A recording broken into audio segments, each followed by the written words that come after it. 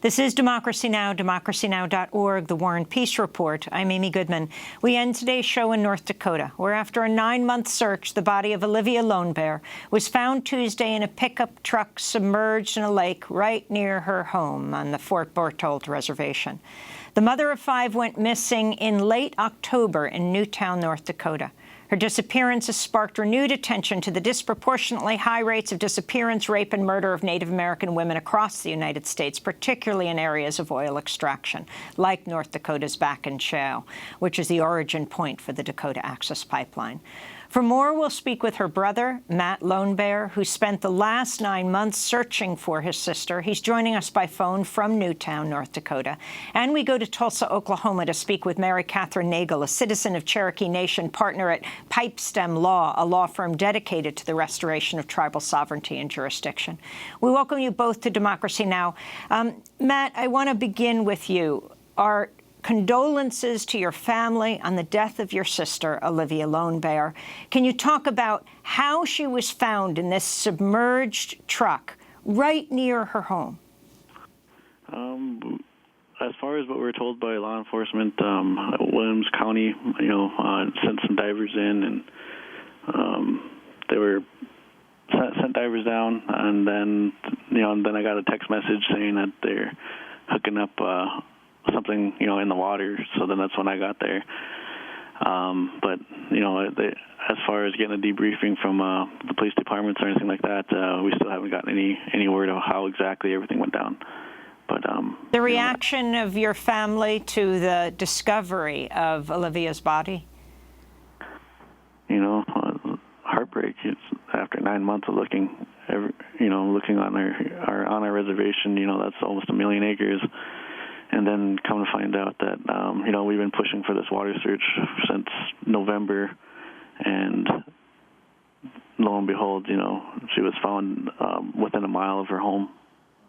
What do you mean you were pushing? Who were you pushing to do the search of the lake? Lead law enforcement was Tribal PD in the beginning, and then in January 2018, BIA took over, pushing with the BIA.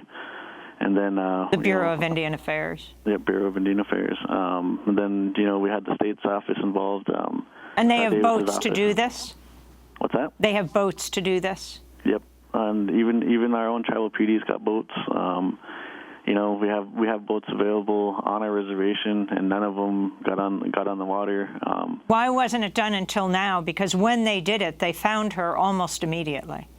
And there's so much red tape that went on, right toward the end here, we had Tribal PD and BIA pointing fingers about who's going to do the water search. And, they were chomping at the bit back in January. They said, as soon as the water thaws out, we're going to be on the water. We're going to search the water 100%, which is a lot of water. But then, fast forward 3 months down the road, and they still had no boats on the water. They just, it just became accountability at that point, and I don't think anybody wanted to take accountability for all that water search. So as far as the family goes, we did what we had to do as far as doing a land search, but we don't have resources and or knowledge to do a water search, so we relied on law enforcement agencies to do this. And do you feel they made the search of your sister Olivia Lone Bear a priority? No, I don't think they did. Right toward the end too, our BIA agents were it was kind of a revolving door for the last month and a half, 2 months. Agents come in for 7 days and leave, and 2 weeks and leave. You can't learn 7 months, 8 months of a case in 2 weeks' time or a week's time. So it just kind of showed us what kind of priority we were. We were never told if how long they're going to be there or anything like that. So it was just total confusion at the end. I wanted to bring Mary Catherine Nagel into this conversation. You're a citizen of Cherokee Nation. You're with the Pipestem law firm. Can you talk about the broader issue of missing Indigenous women around the country? Yes, thank you. And first, I just want to say, Matthew, I'm so sorry for your loss and your family's loss. And I know that this is not not the resolution that anyone hoped for. But unfortunately, in Indian country, in some reservations, our women are murdered at rates 10 times the national average. The rates of violence, whether you're talking about just domestic violence or sexual violence, are incredibly high against our Native women, but the rates of murder and the rates at which our women go missing are even higher, and that's been documented by the Department of Justice, United States attorneys, United States senators who are fortunately now starting to propose legislation to deal with the crisis. But it is nothing less than a crisis when you think about the numbers and the percentages at which our women go missing and murdered. Mary Catherine Nagel, can you address the issue of jurisdiction? Who investigates this? And you can see here just how problematic it is when our own tribal police don't know whether or not they have jurisdiction. And I can't speak to all of the decisions that were made on the ground here, but I can say that in 1978, the United States Supreme Court stripped our nations of our inherent criminal jurisdiction over anyone who comes onto our lands and commit crimes. So that means that today, when a woman goes missing, if a Native woman goes missing, her tribal government cannot exercise any kind of police jurisdiction over that crime unless the government knows that the perpetrator was Native. And that's because the Supreme Court says we don't have jurisdiction over non-Natives who come onto our lands and kill our women or our children, or really any tribal citizen. And depending on the circumstances, unfortunately, the federal legal framework around this has become incredibly complicated. And there have been pieces of jurisdiction that have been restored to tribal nations. For instance, in the 2013 reauthorization of the Violence Against Women Act, in that reauthorization, one piece was restored, and that's jurisdiction over domestic violence. So if a non-Indian commits a domestic violence crime, today tribal nations can prosecute that. However, murder was not restored. And so sex trafficking, that's another crime that our women suffer at disproportionate rates.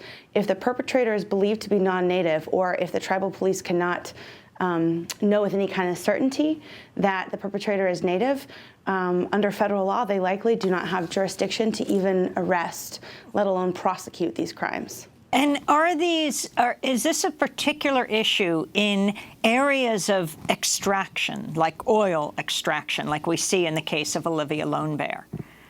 It is, and there's been a lot of research to document and study that, and in fact, even the Department of Justice Office on Violence Against Women recently, they give out federal grant funding from the Violence Against Women Act to different domestic violence programs around the country, Native and non-Native. But in their recent proclamation that they were putting out different grants, they noted the increasingly high rates of violence and sex trafficking and domestic violence in the Bakken in particular, with the increase in oil production, and have allocated millions of extra dollars to DV and sexual assault programs in the Bakken out of a recognition that the rates are becoming extraordinarily high. I know Senator Jon Tester from Montana and Senator Heidi Heitkamp have both spoken openly about the increased rates of violence in the Bakken area, as well as former U.S. attorneys. And it's not that difficult to wrap your brain around when you think about the fact that if you look at the Bakken, for instance, and this is true of any area where you have a rapid increase of extractive industries on tribal lands, because you have a situation where the tribal nation has been stripped of its jurisdiction. And for instance, in the Bakken, from 2009 till now, there have been more than 100,000 new workers who previously did not live in North Dakota or in the Bakken, who have come to that region just to work in the man camps. And with them, they bring increased rates of crime, and one of them is domestic violence and sexual assault. And so it certainly overwhelms the law enforcement on the ground, but when you compact that with the fact that often our tribal nations are without jurisdiction based on the identity of the perpetrator, it really creates a crisis. Mary Catherine Nagel and Matt Lone Bear, again, our condolences on finding the body of Olivia Lone Bear. I'm Amy Goodman. Thanks for joining us.